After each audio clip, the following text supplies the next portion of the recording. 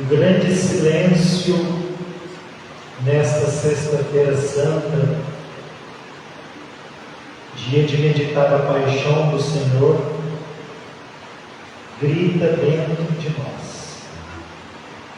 Um grande silêncio grita em nós diante de toda esta inconformidade com que Jesus é condenado, é humilhado, é crucificado e morto.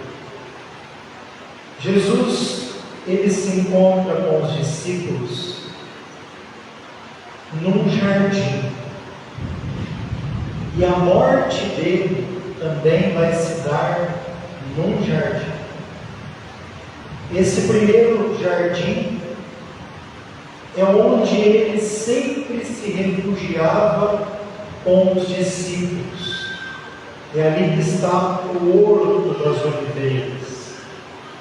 Portanto, todos os discípulos, os apóstolos, conheciam esse lugar, o Horto das Oliveiras, como lugar de refúgio deles.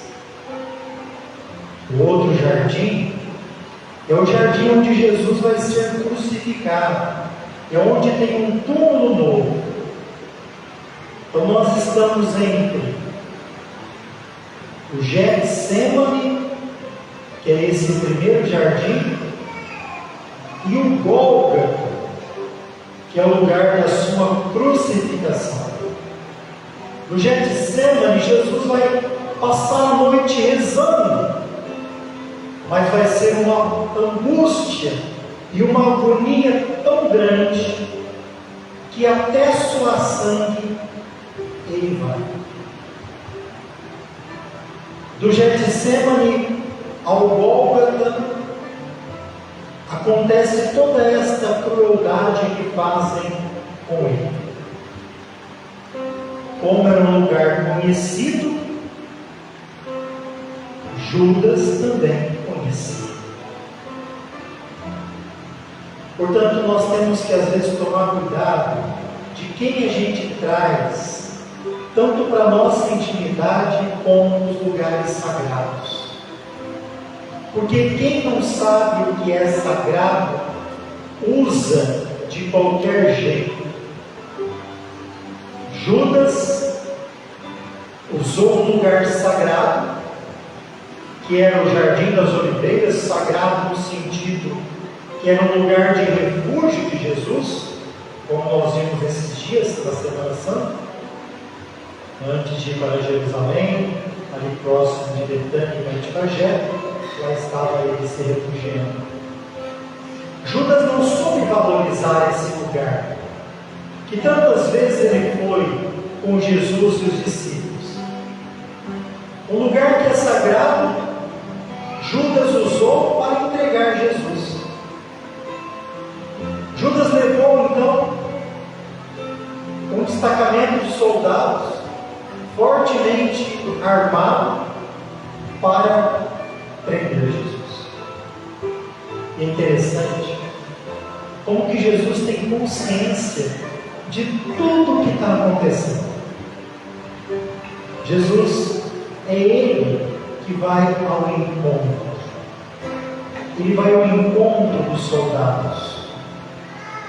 E Ele que pergunta para os soldados: quem vocês estão procurando? E Ele diz assim: Jesus o Nazareno nós estamos procurando. Ele fala: sou eu. Nós poderíamos até ter medo. Jesus fala: sou eu. Nunca o Nazareno poderia ser ele. E de novo, depois que eles caem ali, de novo, Jesus pergunta: a quem vocês procuraram? O Nazareno, ele fala: sou eu. As claras, sou eu. Ou quando Pilatos interroga: tu dizes, eu sou o Rei dos Judeus. Gostaria que você, ao Jesus dizer sou eu, que você lembrasse de Pedro. Primeira vez, quando ele consegue entrar, é uma criada que pergunta para Pedro: você não é discípulo dele? Pedro diz o quê? Não sou eu. Jesus diz: sou eu. Pedro: não, eu não sou discípulo, não sou. No outro momento, uma segunda vez, alguém vai perguntar para Pedro, para Simão Pedro, depois que ele está num lugar em pé se aquecendo. Ele está se aquecendo enquanto Jesus está sofrendo. Não é você um dos discípulos dele? E ele diz: não. Ou seja, não sou. E numa terceira vez, Pedro então é perguntado de novo, e ele vai negar Jesus. Enquanto Jesus diz: sou eu, às claras, ou se você preferir no Antigo Testamento, o nome de Deus, eu sou, Pedro vai dizer: não sou. Quando nós dizemos não sou, a gente está se distanciando daquilo que Deus nos criou para ser imagem e semelhança dele. Não, eu não sou, eu não tenho nada a ver com a sua imagem. Talvez seja um pouco difícil, nesse lugar, ter animais de pena, porque sujavam muito, normalmente eram proibidos. Quando os guardas faziam as trocas de guarda, as vigílias de guarda, se tocava uma trombeta. Como troca em muitos lugares para fazer a troca. Essa trombeta em latim se chama galicium. Daí o nome, o cantar do galo. Jesus agora ele vai passar por um julgamento injusto, humilhante e corrupto. As nossas imagens ainda traz o nosso Senhor com um pano. Jesus não tinha pano nenhum. Você imagina o nosso Senhor nu. Imagina você nu. Imagina você nu na frente de todo mundo. Como deve ter sido difícil. E aqui vai aparecer para julgar tanta gente, né? É Caifás, é Anás, é o povo, é Pilatos, é Herodes, é o sumo sacerdote. Tanta gente para interrogar, para gritar, para condenar, e estar ao lado dele, como aqueles que estavam ao lado da cruz, é muito pouco, dá para contar nos dedos. Caifás, talvez foi um dos sumos sacerdotes que teve, vamos chamar assim, um pontificado mais longo. Caifás, significa sem caráter, significa sem moral. Ele era o sumo sacerdote do Sinédrio daquele ano. Só que Caifás tem a mesma raiz de Cefás, que a gente lembra que é Faz, que é Pedro. Tu és Kefas, pedra, rocha. Esse Pedro que negou Jesus naquele dia. Ele que fazia parte dos 12 apóstolos. Caifás vai dizer uma frase, talvez ele não tinha consciência da profecia. É preferível que um só morra pelo povo. E Jesus foi o que morreu por todos nós. Jesus é aquele que falou às claras, ensinou, curou, libertou, disse: meu reino não é deste mundo. Disse 2 vezes.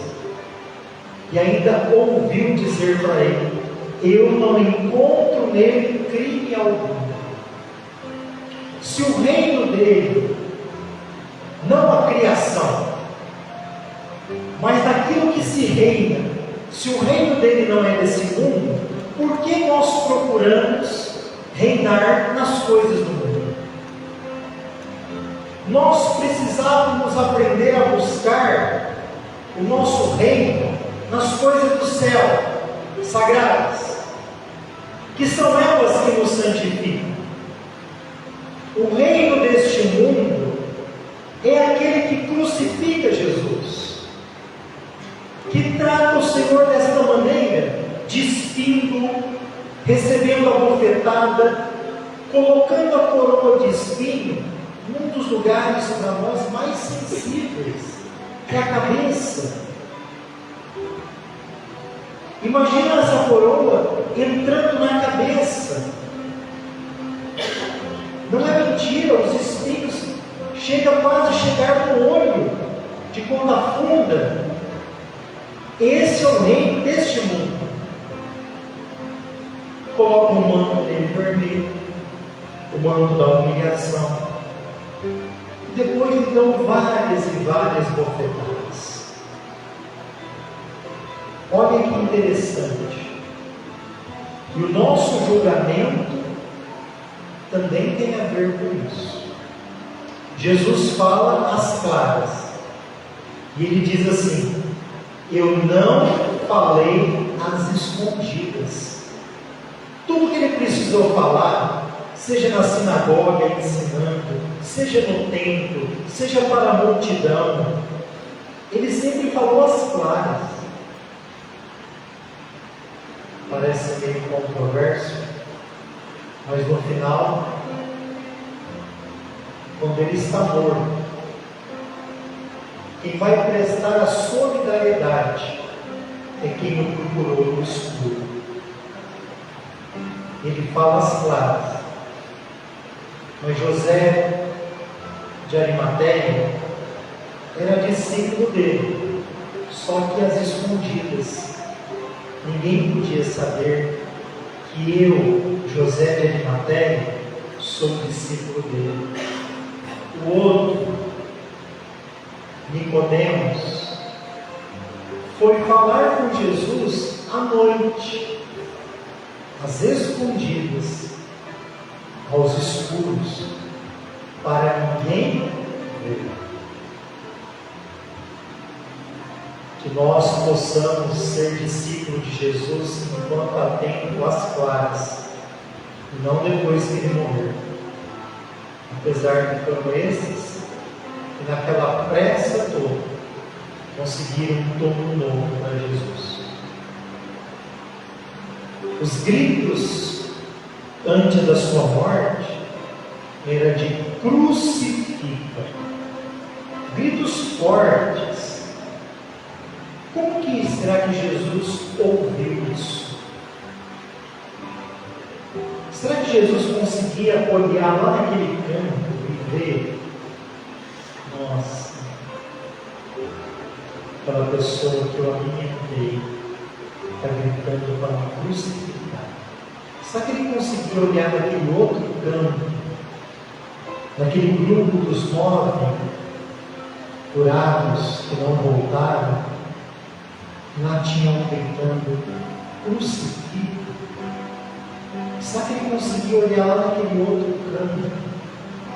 Alguém que ele expulsou um demônio e estava agora gritando: crucifica.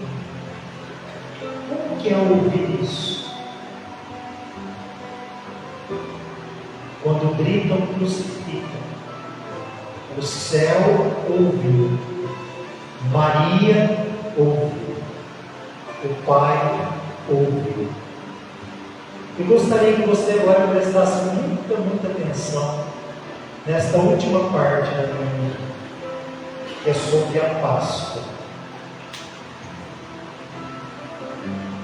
era dia de preparação para a Páscoa. Ou seja, nós estamos aqui na sexta e já era no outro dia a Páscoa. Era dia de preparação para a Páscoa. Veja como isso não acontece hoje. Na preparação para a Páscoa, que é aquilo mais sagrado para o judeu, estão crucificando Jesus.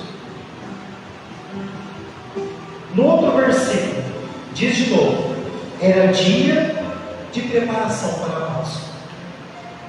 Quiseram então evitar, como nós gostamos de viver de aparência, nós tínhamos que evitar, na Páscoa, que esses corpos crucificados, para não pegar mal, imagina esses corpos aqui na cruz do sábado, dia da nossa Páscoa.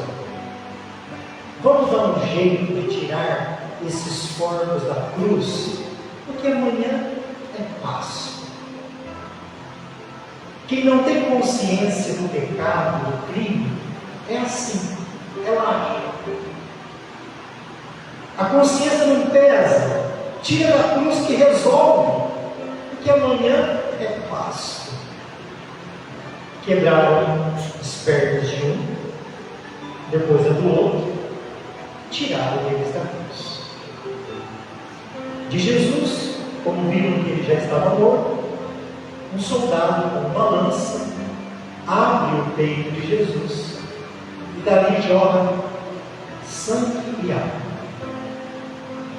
Portanto, hoje inicia-se a novena da misericórdia, depois todos os dias às 15 horas da manhã. Por uma última vez, mais no início, levaram Jesus ao palácio do governador. Era aquele momento que estavam julgando ele. Era de manhã cedo. Eles levaram. Eles, judeus, no palácio do governador, que é romano. Só que eles mesmos, os religiosos, eles não entraram no palácio, com medo de se contaminar, porque no outro dia era sábado, com medo de ficar impuro. Ou seja, pode-se levar Jesus no palácio, pode influenciar para julgá-lo e condenar, e amanhã, que é Páscoa, eu como a Páscoa sem ter indigestão. Como que pode? Será que isso é Páscoa?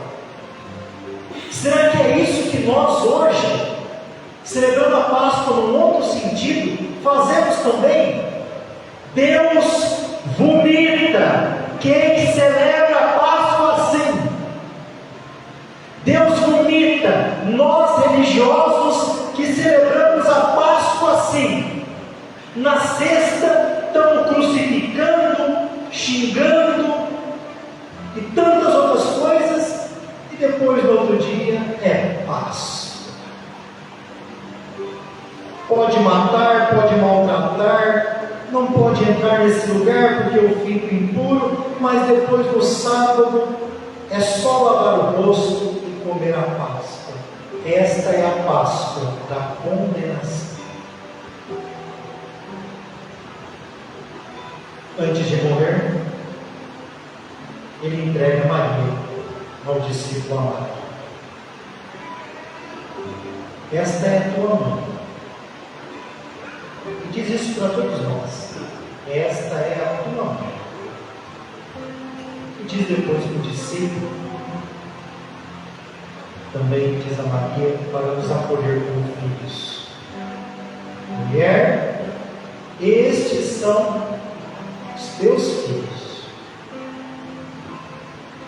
Maria, esses são os seus filhos. Os ajude a entender por que eu fui crucificado. Ajude-os a entender o que é realmente a paz.